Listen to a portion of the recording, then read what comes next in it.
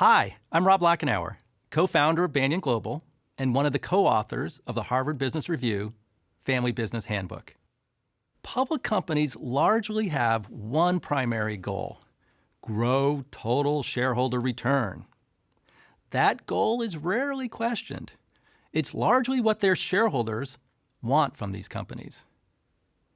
Working in family businesses, however, we have found that they don't typically value total shareholder return more than everything else.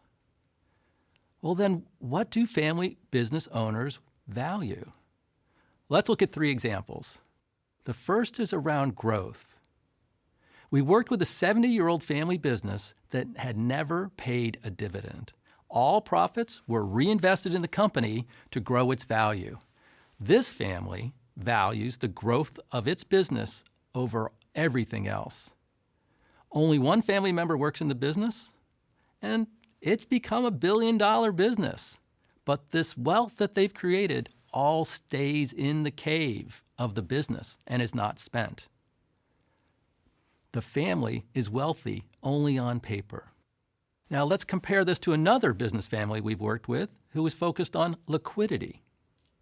We worked with a quite high conflict G4 system, 4th generation, where the owners decided to take out more dividends from the business than the business was creating in profits. They starved this business of funds to grow. They rather would have their wealth outside the business and away from the conflict inherent in that business.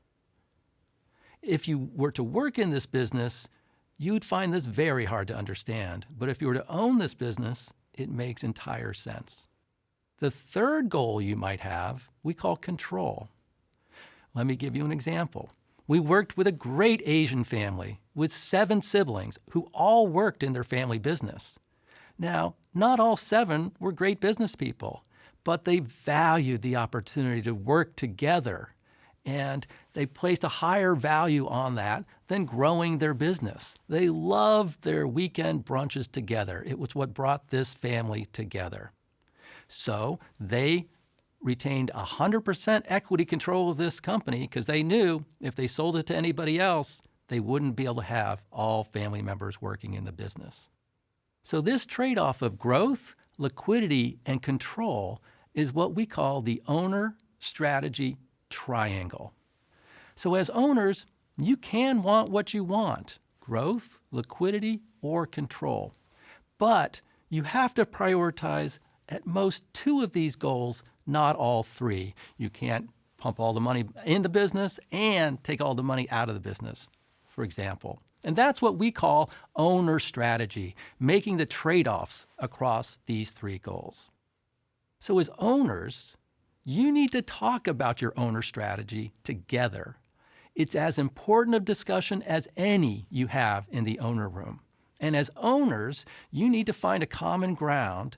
And then as owners, you need to communicate your owner strategy to your board and have them communicate it to your management.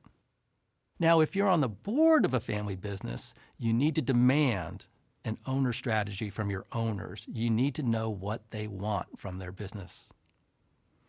And you need to make these owner strategy statements specific enough that the board and management can act on this. This is what we call owner guardrails. If you set your owner strategy clearly and wisely, you might just find that you get what you want.